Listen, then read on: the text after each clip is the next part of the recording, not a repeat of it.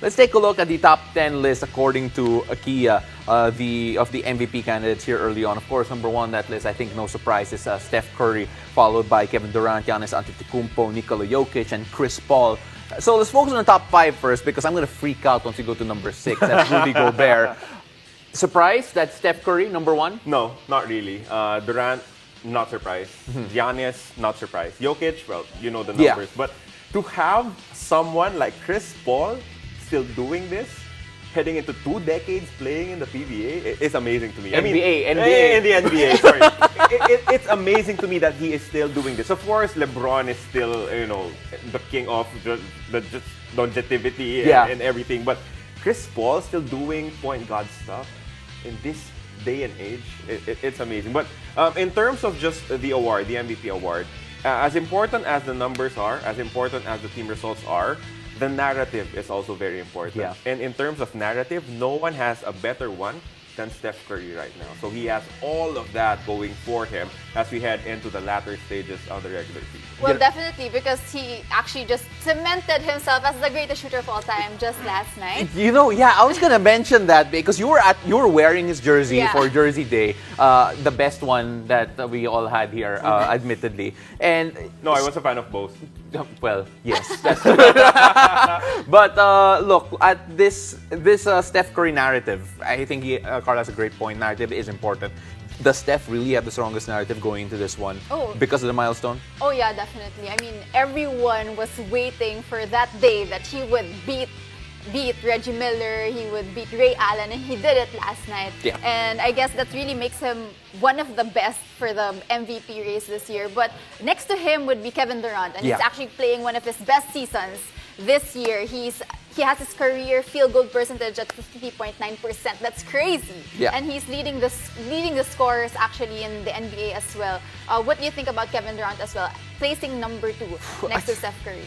I think Carlos said it right. He's up there for a reason. I think that he's a bit underrated considering the fact that the latest win that the Nets just had, he had to lead that team with a lot of trouble in it because of all of the health and safety protocols.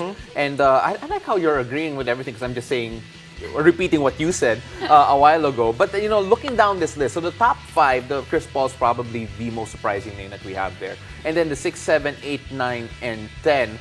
Majority of them feel like the next generation. When you look at Trae Young, you look at Zach LaVine, and you see guys who are always like dark horses to be in this race, like DeMar DeRozan and Jimmy Butler. And Rudy Gobert is such a big surprise to me. I'm so biased. He's there. Why is he there? But it's amazing that he's there. An MVP? A defender is an MVP candidate. Oh my God. No, but looking at this, you have Trae Young and Zach LaVine. What do you think is? Do you think that they're just gonna get better from this point on and climb up that ladder, or are they a bit too one-dimensional to actually be an MVP candidate in the future? I think the best stories there for me personally are Jimmy Butler and DeMar DeRozan, because these are 2 players that have had their struggles in the past. I mean, they've had good years.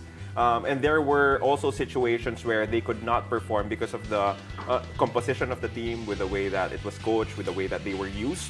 It just shows that if you get into a team that could really maximize your abilities, like how Jimmy Butler landed with Miami and DeMar DeRozan, of course, we all know how good he's playing now. It's just a matter of opportunity and landing in that right spot and then taking full advantage of that chance. And, another name that I want to mention is Nikola Jokic. Nikola Jokic, again, monster numbers all around, but then his team isn't winning.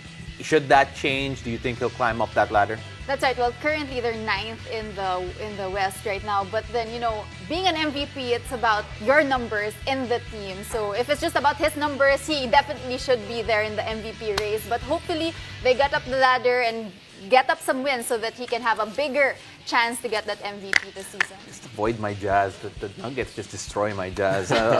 Look, other names here, Carlo, that you think could sneak into this ladder as the season goes on. I know, admittedly, I would actually think that Luka, once he gets healthy and Dallas Mavericks starts winning games, could still barge into this ladder.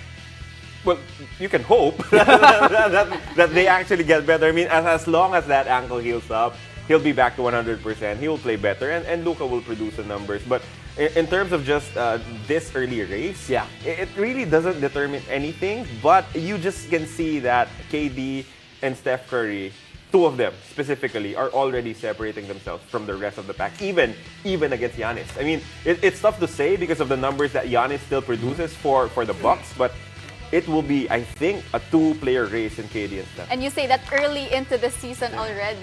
Interesting. It's incredible. But remember, And I'm this sure Gobert won't win it. Oh, he won't win it. He really won't. I don't think Defensive so. Player of the Year. He'll probably Sure, win defensive player, sure. maybe, but then Draymond Green has a case. Anyway, look, this ladder is as of December 10, 2021. So it could still change dramatically as the months go by. But until then, again, be sure not to miss out on NBA action this coming weekend.